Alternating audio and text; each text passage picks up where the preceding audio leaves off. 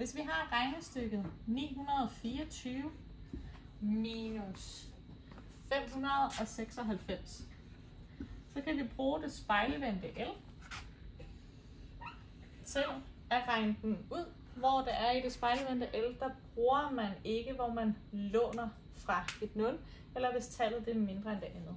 Når man har det spejlvendte L, jamen så starter man med at tage tallet herover til venstre, skrive det til venstre for linjen her, som der egentlig symboliserer et minustegn. Det er vigtigt, at man starter med, at det er enerne, som der altid står nederst. Så man skriver egentlig 4, 2, 9, som man så udtaler 924. Herover til højre for minustegnet, jamen der skriver man så tallet herover til højre igen, fordi det her det symboliserer minustegnet. Her skriver man så igen, starter med 10'eren nederst, 6, 9 og 5, sådan så der står 596.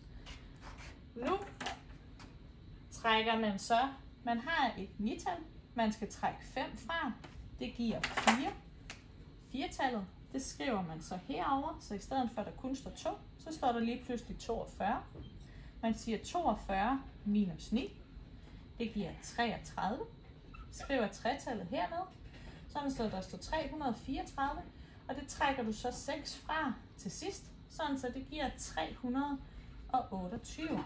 Så kan man vælge at sætte 2 streger under sit resultat hernede, eller man kan komme herover, og så skriver man så 328 som sit resultat.